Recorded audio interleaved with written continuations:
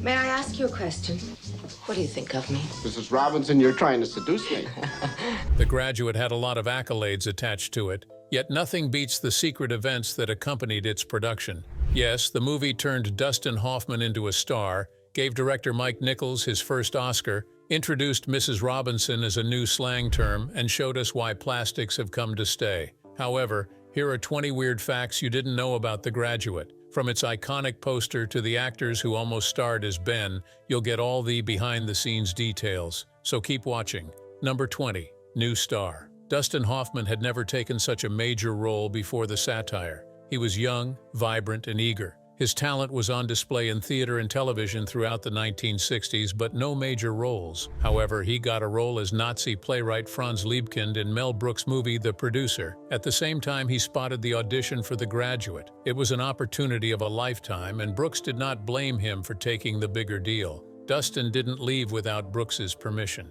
He asked for Brooks's ideas, as he was familiar with the movie's story. Brooks shared the ideas with him because he was confident that he would be found unsuitable for the role of Mrs. Robinson's lover. You can guess what happened. Dustin landed the role and ended up starring alongside Anne Bancroft, who had already been cast as Mrs. Robinson. For those who are not aware, Anne is Brooks' wife. How things turned out. Hoffman had to drop out of The Producers to star in The Graduate, and he did a great job with his role as Benjamin. Number 19. Age gaps. The movie writers scripted Mrs. Robinson to be much older than Benjamin. In real life, Anne and Dustin had only a year age difference. She was 30 when the film was shot, while Dustin was 29. The director used lighting and makeup to give Anne a more mature look. Anne was also only 8 years older than Catherine Ross, her daughter in the film. While Dustin's role looked naturally boyish, Anne looked older than her age. Many remember Mrs. Robinson as a middle-aged woman who seduces Benjamin. That's where the slang term Mrs. Robinson originated. It became a slang term for an older woman who wanted a wild and intimate affair with a younger man. Number 18. No first names. Did you know the adults only have last names? Even after Benjamin and Mrs. Robinson began an affair, he never called her anything other than Mrs. Robinson. This trend went throughout the movie. No one knew her first name or the first name of any other adult in the movie. However, Benjamin and his peers kept to first names. The Graduate displayed the generation gap through visuals. Number 17. Unplanned scenes. The movie featured numerous improvisations. Did you watch the last scene where Benjamin shows up to stop Elaine's wedding and spreads his arms out across the church window and thought, "That's a Christ reference"? No, it wasn't. While it looked like crucifixion imagery, it was an unplanned scene. There's a more practical explanation for that.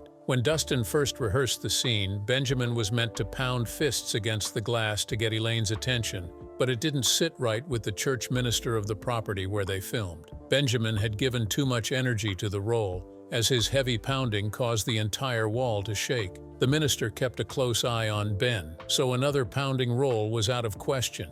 At some point, he threatened to throw out the film company. A change to the usual scene had Dustin spread his arms out against the window, suggesting urgency without doing any damage. Several people thought the scene depicted a crucifixion symbol, but it was a deliberate production decision to avoid damaging a location site. Another scene that might catch your attention was when Dustin's character cleans a window. Do you want to know how that came about? When he first showed up at producer Joseph Levine's office, he was mistaken for a window cleaner. He thought Dustin was one of the messenger boys. How hilarious is that? Number 16. The soundtracks. Mike Nichols wanted unique soundtracks for The Graduate, and he got them at all costs. He took Paul Simon's unrelated song and turned it into the movie's signature tune. Let's do a quick backstory you didn't know about. Mike contracted Paul to write 3 new songs for the movies, but he had only produced one by the time editing was nearly done. Mike couldn't let any missing piece, so he pestered Paul to give him a song, whatever he had. The song producer had a new number he was working on, but not for The Graduate.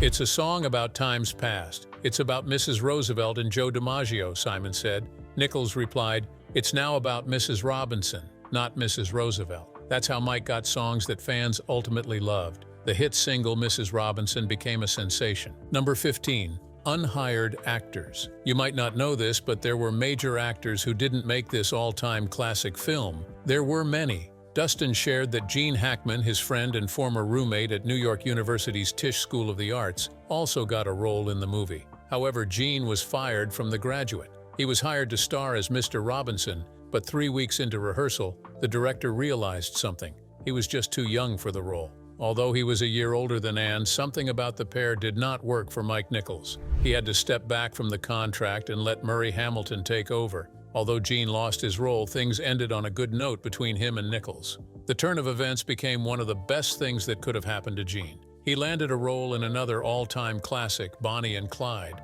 and earned an Oscar nomination.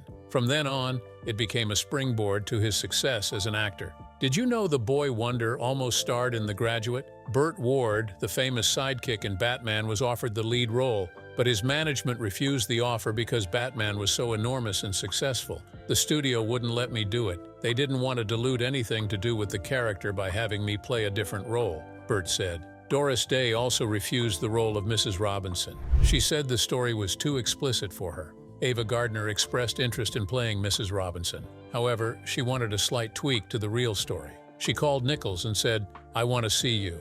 I want to talk about this Graduate thing." Nichols never thought she was a perfect fit for the role, as he was looking for a younger woman. You might be confused about this. As you've already known, he scripted an older woman for the role. He was already considering a 35-year-old Anne. He wasn't about to add Ava to the list because she was way older. Ava was 44 years old at the time. Nichols still honored her invitation to his house and recounted the experience. She sat at a little French desk with a telephone, and she went through every movie star cliché. She said, "All right, let's talk about your movie. First of all, I stripped for nobody." Unasked, Ava declared that she wouldn't take off her clothes. She also said something that Mike Nichols found amusing.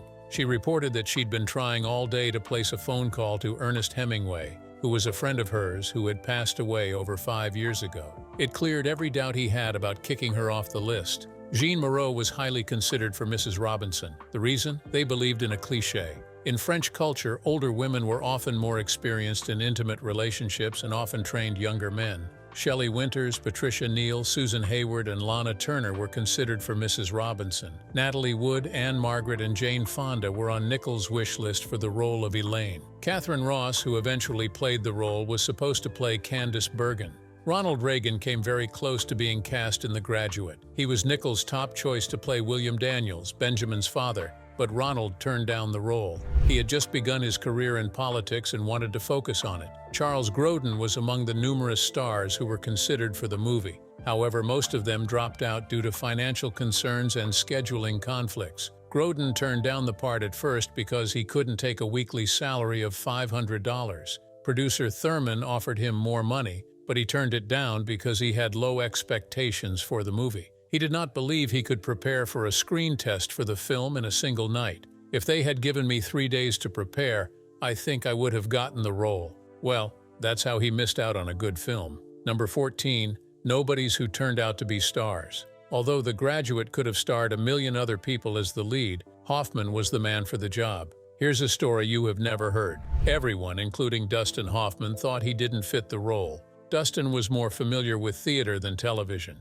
He was known as a successful Broadway director, so it was difficult for him to audition for the role. Despite his eagerness for the audition, he never thought he should be the star of the movie. He felt he was wrong for the role and worried that his screen test was not going well. His nerves got the better of him. It pushed him to do something questionable. In an attempt to lessen the tension, Dustin acted inappropriately. He patted and pinched Catherine's behind. That's crazy, isn't it? Not sure how that calmed his nerves as he faced a furious Catherine who held no restraint in her displeasure. The awkward moment ended with Dustin believing he didn't get the role, but that was all Nichols needed to see that he was perfect for Benjamin Braddock's character. He thought his audition had been terrible, but Nichols hired him, against the advice of the producers and financiers. At the audition, Dustin was asked to perform a live scene with Catherine Ross. This was new to him because he had never done that before. In a later interview, he said, "A girl like her would never go for a guy like me in a million years." Catherine also affirmed that.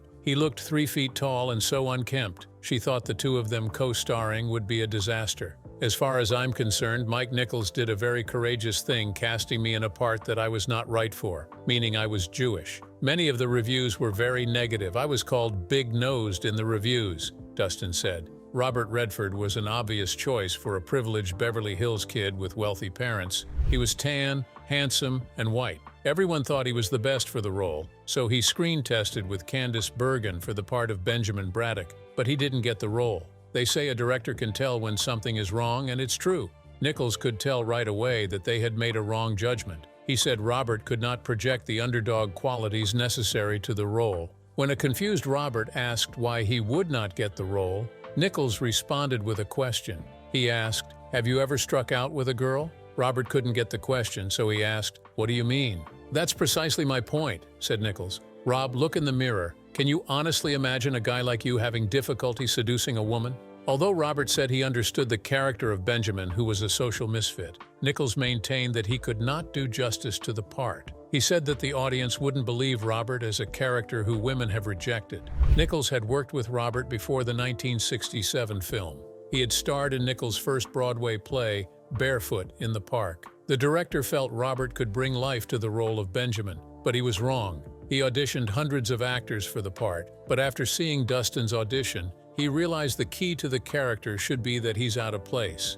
That's how Hoffman got the role even when he wasn't the first choice. After the audition, Nichols didn't question his ability to play the part. Tall, beautiful blonde people surrounded him, but Dustin was none of those things. Yet he knew Dustin was the right man for the job.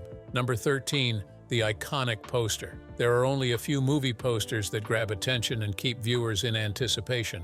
The Graduate was one of those movies. The famous poster used a stunt leg. It portrayed an image of Benjamin looking at Mrs. Robinson's leg, which was stretched across the frame. Here's the unrevealed truth. The iconic image did not feature Anne Bancroft's legs. Those legs, enveloped in a sultry black host, belonged to Linda Gray. She was paid $25 for the pose. Linda was an unknown model and in search of visibility, so she didn't mind. She later starred as Sue Ellen Ewing on Dallas and took on roles in Broadway productions of The Graduate. You won't believe who she starred as, Mrs. Robinson. Linda must have thought, "I embodied the role on the poster. What's more to it?" Number 12, real-life story. It's become a norm to turn fictional books into blockbuster movies. However, Charles Webb's book The Graduate was mostly a real-life experience. He patterned Benjamin after himself and gave an honest view about his distaste for his parents' wealth. Charles is the son of a successful San Francisco doctor, but he never felt entitled to his father's wealth. He said Ben and Elaine were modeled after himself and his wife.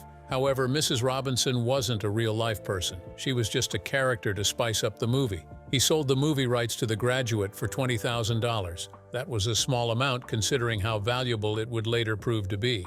This wasn't a problem for Webb, who maintained an anti-materialistic attitude. He ultimately donated most of his royalties to charity and declined an inheritance from his father. Charles Webb deserves the accolades for his 1963 published work, which was adapted into a hit movie. Webb did write a sequel to his original novel, but could not release it because of a contract he signed in the 1960s. The moment he sold the rights to The Graduate, he lost all his rights to any sequels. A publication of his novel Homeschool would be a breach of his contract with Canal+, the French media company that owns the rights to The Graduate. All he could do was print excerpts that featured in the Times on May 6, 2006. The company wanted the full story, but Webb's hands were tied. He told them that the only way that could happen would be after he retrieves the film rights using French copyright law. A few weeks later, the Times headlined that Webb had signed a publishing deal for Homeschool with Random House. He hoped to reclaim his rights. His lawyers found a loophole, and his novel was published in Britain in 2007.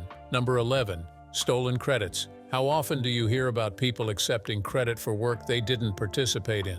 Only one of the two credited screenwriters wrote the movie. How did that happen?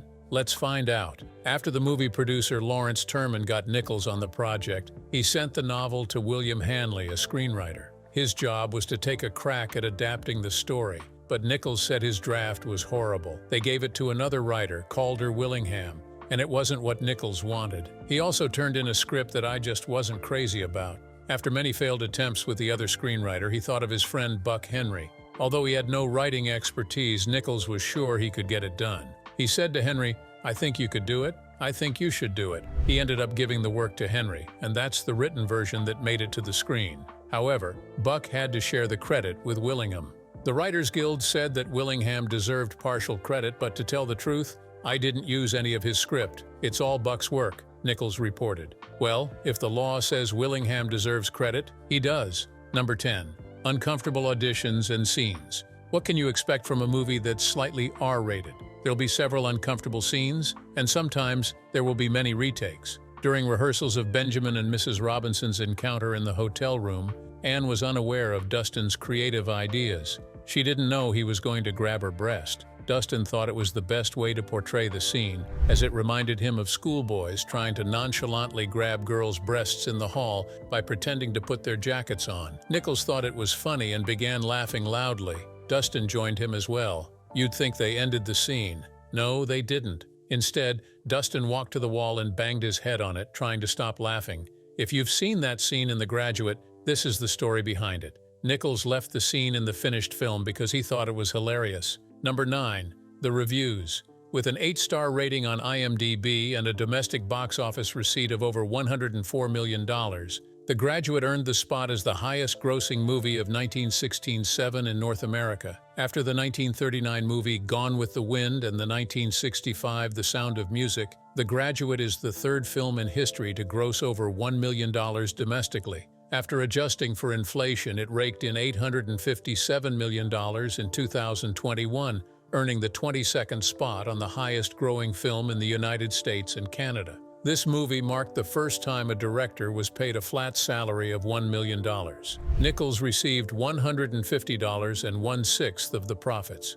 Number 8. Health battles. Elizabeth Wilson, who starred as Benjamin's mother, reported that Anne was an alcoholic. She was a longtime smoker and drinker, and it was evident in her appearance. She looked older than her age in the movie. She was 35 at the time of the filming and easily passed for the mother of the 27-year-old Catherine Ross. While she was closer in age to Catherine than to others, she looked older. Well, blame the drinking addiction for Mrs. Robinson's premature aging.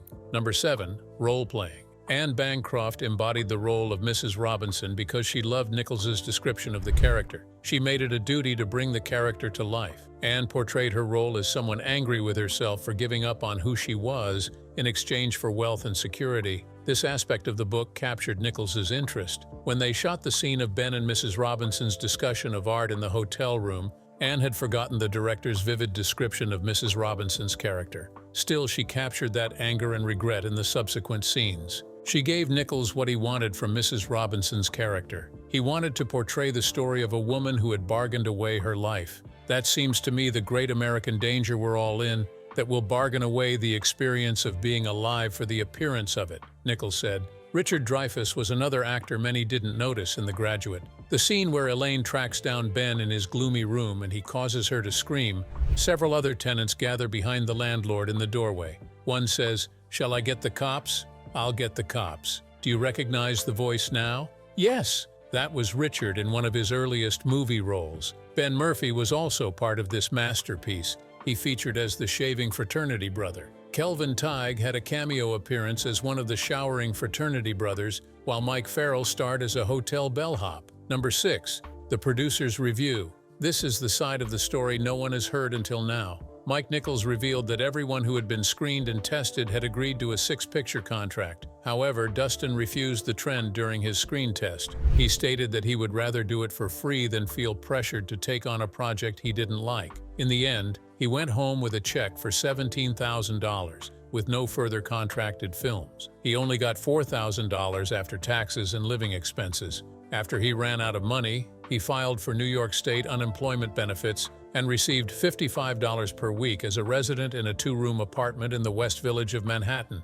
In an interview, Nichols shared that he felt pity for Dustin after he became an instant celebrity with the movie's success. Dustin was known to be gentle and shy, so it was easy for Nichols to spot the actor's discomfort during several television interviews for the film. He seemed exactly like the boy in the picture. He had never been in a film before this project. The first time he saw himself on screen ever was at an early screening of the finished film in Southern California. There were moments he felt overwhelmed, Nichols said. None of the cast were shown their daily scenes during the production, so it all felt strange for Dustin, who seemed quite daring in his movie role. Number 5. Movie production. The behind the scenes of The Graduate gives a wonderful view of what went on. There was so much thought and creativity in the masterpiece. The random fish tank and scuba outfit were all deliberate. The director used images to suggest that Benjamin was struggling to cope and was out of his depth in life. He didn't care if the viewers misunderstood it. Nichols also used glass barriers to represent people cut off from each other and the life around them. Another mind-blowing fact about this film was the use of two camera techniques. In the scene near the end, where Benjamin is running, he's shown at some distance running straight at the camera, an effect that makes him look as if he's getting nowhere as he runs. This was achieved by a long telephoto lens which foreshortens distances to the camera. You're wondering how they came up with such ideas as far back as the 60s. Another wild scene featured Ben walking from the right side of the screen to the left, while everyone else in the scene moved from left to right. In Western culture, things that move left to right seem natural, while those that move right to left seem to be going the wrong way. This was used to capture the theme of The Graduate. The two visual techniques told a story of Ben always going the wrong way and heading nowhere in life. The satire also takes a different visual approach before and after Ben falls in love with Elaine. The first part is intended to have a cold, glassy, plastic look, while the romantic scenes were shot with long lenses and diffused effects. Number 4. The rejections. The movie producer Lawrence Terman got turned down several times for financing. Many didn't see the potential of the movie and thought it would be a bad investment. Every studio turned down the project. They read the book and hated it, and no one thought it was funny. He finally contacted producer Joseph Levine, and that's when things began to take shape. Levine agreed to finance the movie because he had previously worked with Nichols on the play The Knack. He had also heard that Nichols was Elizabeth Taylor's top choice to direct her and Richard Burton in Virginia Woolf. Number 3. Critic responses. On the television program Siskel and Ebert, Gene Siskel gave the film a positive yet unenthusiastic review. He said the film rating in the American Film Institute's list of the greatest American films fell from 7th to 7th between 1979 and 2007. Everyone said it was the funniest American comedy of the year. However, Richard Schickel did not share the same view. He said, "It's a shame. They were halfway to something wonderful when they skidded on a patch of greasy kid stuff." Number 2. Awards. The Graduate received over 40 Academy Awards. It also won for Best Director. Decades later, The Graduate continues to receive recognition. In 1996, it was selected for preservation in the United States National Film Registry. They considered it to be culturally, historically, or aesthetically significant. The American Film Institute ranked it the 7th greatest American film and the 17th greatest in 2007. The reviews are outrageous. Globally, it is regarded as one of the most influential films. The Graduate first premiered on December 20, 1967 in New York City.